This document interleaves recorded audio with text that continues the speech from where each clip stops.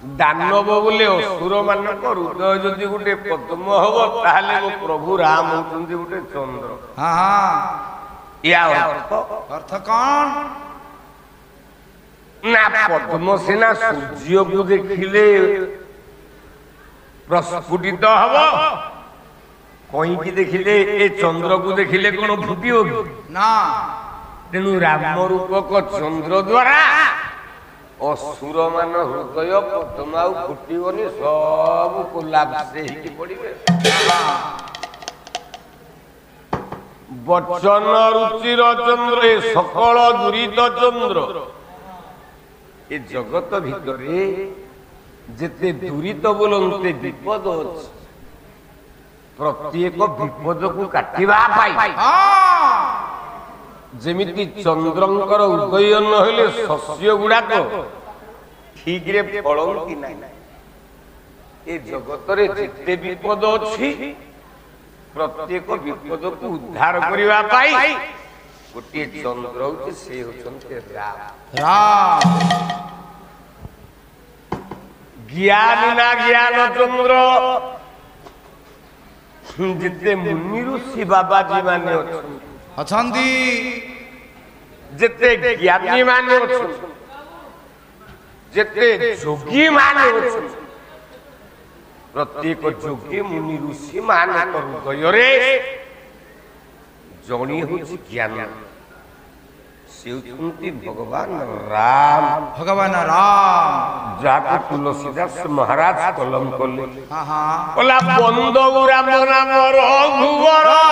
श्री राम जय राम राम बंदो राम राम रघुवर श्री राम जय राम राम ए तुकु सानु भानु ही करो गो श्री राम जय राम राम बाबारी धर राम छरारी श्री राम जय राम बाबा ही बोल तोहार तोहारी श्री राम जय राम करो शिशु बोलो धुंदु भी बजावाही श्री राम जय राम श्री रघुनाथ री बोलो जस गाई श्री राम जय राम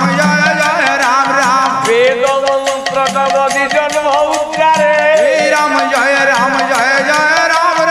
नभ सुर मुनि जय जयति पुकारे श्री राम जय राम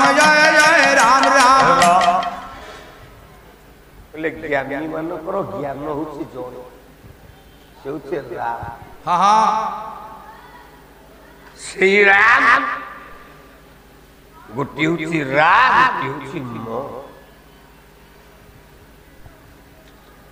राटी होची रावण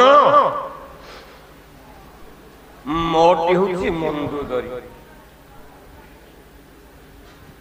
रावणर आद्य अक्षर रा मंदोदर आद्य अक्षर म ए दीटा भक्तों को नहीं लिखा जाइए भगवान नाटा हला राम। कवि कहले मैथिली नेत्र चंद्र मैथिली बोले मां सीता सीतांकर आखि दीटा जदि चकुआ चकोई बोले चकोर चकोरी होती मो प्रभु के चंद्र।